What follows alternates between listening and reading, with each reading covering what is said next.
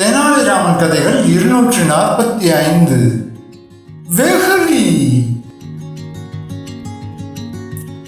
விஜயநகர பேரரசர் கிருஷ்ணதேவராயரின் பிரம்மாண்டமான அரசவைக்கு ஒரு நாள் குப்பன் என்ற கிராமத்து இளைஞன் ஒருவன் வந்தான்.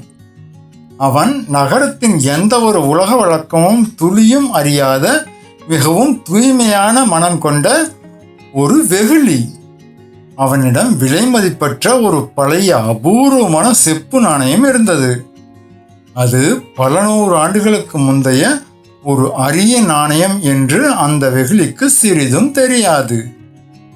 ஆனால் தன் தாத்தா இறக்கும் தருவாயில் தன் கையில் கொடுத்தார் என்ற ஒரே காரணத்திற்காக அதை தன் உயிரைப் போல பத்திரமாக வைத்திருந்தான். அரசவையில் அமர்ந்திருந்த தந்திரக்காரனான ஒரு வியாபாரியின் கழுகு பார்வை அந்த நாணயத்தின் மீது விழுந்தது. அவன் அதன் உண்மையான மதிப்பை கண்டறிந்து விட்டான். எப்படியாவது அதை அபகரிக்க எண்ணி அவன் குப்பனிடம், தம்பி, இந்த அழுக்கான ஒன்றுக்கும் உதவாத ஓட்டை நாணயத்தை வைத்துக்கொண்டு நீ என்ன செய்ய போகிறாய்? இதற்கு பதிலாக நான் உனக்கு பளபளக்கும் புதிய செப்பு தட்டு ஒன்றை தருகிறேன். அதை வைத்து நீ தினமும் சந்தோஷமாக சாப்பிடலாம் என்று இனிமையாக பேசி ஆசை காட்டினான். குப்பனும் அந்த பளபளப்பை கண்டு ஏமாந்து நாணயத்தை கொடுக்க சம்மதித்தான். இதை சற்றே தள்ளி நின்று கவனித்துக் கொண்டிருந்த தெனாலிராமன் உடனடியாக அவர்கள் இருவருக்கும் நடுவில் குறுக்கிட்டான்.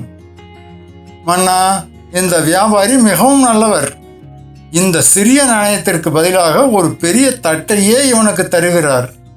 இவருடைய இந்த தாராள குணத்தை பாராட்டி இவரது கழுத்தில் இருக்கும் விலை உயர்ந்த வைர மாலையை எனக்கு பரிசாக தரச் சொல்லுங்கள்.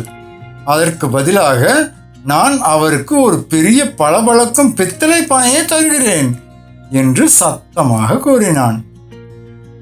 வியாபாரி பெரும் அதிர்ச்சியடைந்து, என் பல லட்சம் மதிப்புள்ள வைர மாலை எங்கே? உன் சாதாரண பித்தளை பானை எங்கே? இது என்ன நியாயம் என்று கத்தினான். அதற்கு தெனாலிராமன் சிரித்து கொண்டு, தன்னிடம் உள்ள பொருளின் மதிப்பு தெரியாத ஒரு வெகுளியிடம் அவனது அபூர்வமான நாணயத்தை வாங்கிவிட்டு வெறும் செப்பு தட்டை கொடுத்து ஏமாற்றுவது மட்டும் நியாயமா என்று நேரடியாக கேட்டான். உண்மையை உணர்ந்து கொண்ட கிருஷ்ணதேவராயர் வியாபாரியை கடுமையாக எச்சரித்து அங்கிருந்து வெளியேற்றினார். அந்த அபூர்வ நாணயத்திற்கு ஈடாக 1000 பொற்காசுகளை கொப்பனுக்கு வழங்கினார். அரசே, வெகுளித்தனம் என்பது முட்டாள்தனமோ அறியாமையோ அல்ல. அது கள்ளமற்ற ஒரு தூய்மையான குணம். தந்திரக்காரர்களிடமிருந்து அதை பாதுகாக்க வேண்டியது நம் கடமை என்று தெனாலிராமன் கூறினான். மன்னர் தெனாலிராமனின் அறிவையும் குப்பனின் வெகுளித்தனத்தையும் மனதார பாராட்டினார். நீதி. தூய்மையான மனதை ஏமாற்ற நினைக்கும் தந்திரம் விவேகத்தின் முன் தோற்று வீழும். மக்களே, தினமும் சொல்கிறது தான். உங்களுக்கு பிடிச்ச தலைப்பை கமெண்ட்டில் சொல்லிட்டு போங்க. நாளைக்கு அந்த தலைப்பில் தெனாலிராமன் கதை வரும். அதுக்கு முன்னாடி இந்த சேனலுக்கு சப்ஸ்கிரைப் பண்ணுங்க, லைக் பண்ணுங்க, கமெண்ட் பண்ணுங்க.